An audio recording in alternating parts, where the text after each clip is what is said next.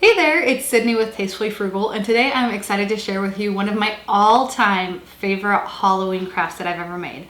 I am going to share with you how to make these fun trick-or-treat bags. They are made, the bags are made out of vinyl, but not only that, they also are LED bags, and they light up. So you can go through several different colors. They even change colors, and these are perfect. I don't know if you can see it. Let's go ahead and I'll show you what these look like in the dark. But these are perfect for trick-or-treating. The trick-or-treat bag is, I used glow-in-the-dark vinyl for, so you can see the trick-or-treat and the little ghost light up.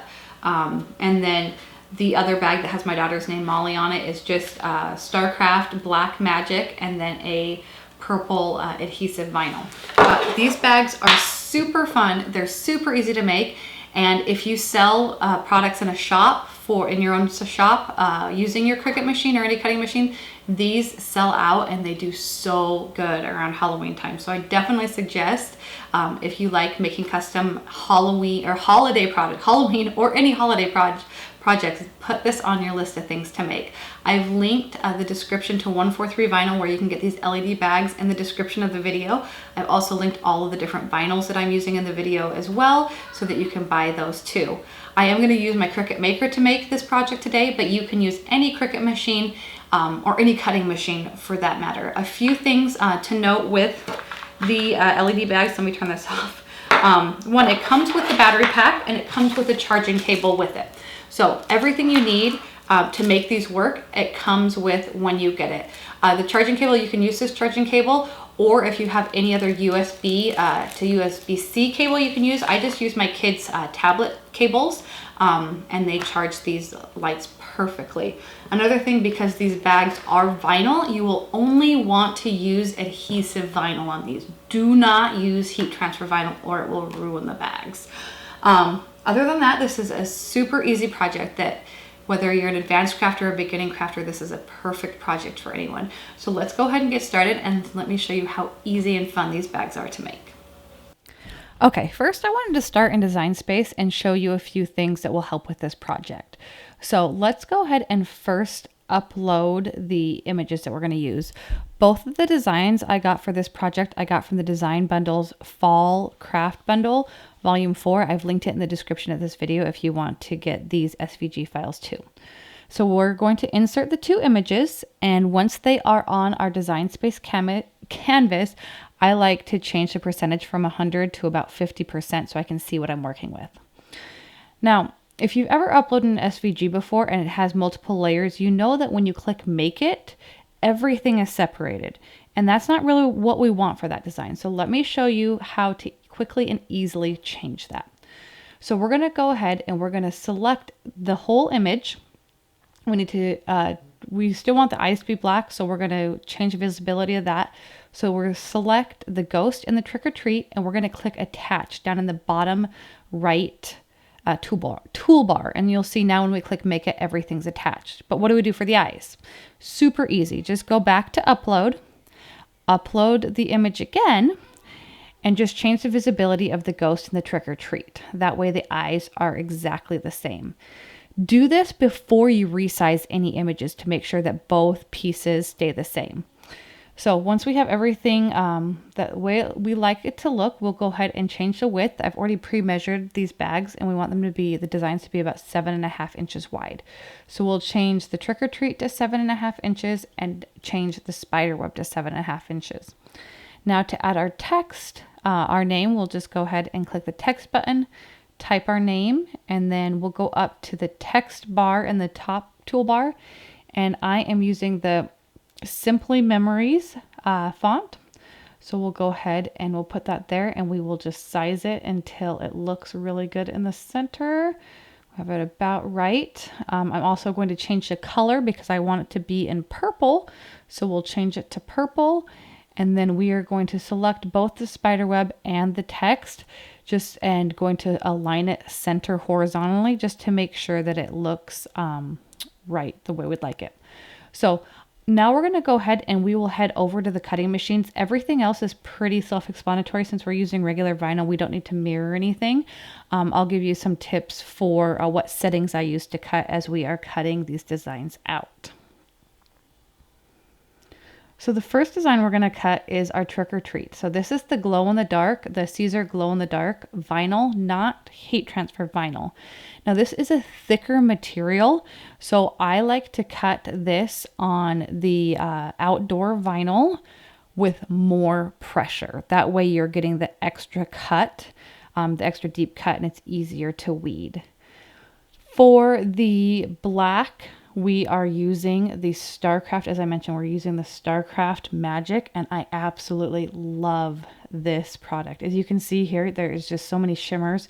You couldn't really see it earlier, but I just love how this shimmers. I cut all of the StarCraft Magic vinyl on holographic vinyl setting, just default setting, and it cuts beautifully. The last one we are doing is I'm just using purple adhesive vinyl, and I just do the premium vinyl setting for this, and it cuts perfectly. I also like to cut my smaller pieces, like the name and the spider web, down to size before I put it on the mat, so that I don't use as much vinyl, and it's a lot easier to peel off the cutting mat.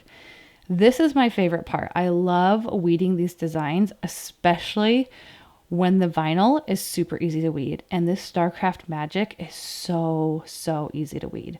So we're just doing a quick time lapse of weeding this spider web. You can see how perfect these cuts are and how easy it is to weed.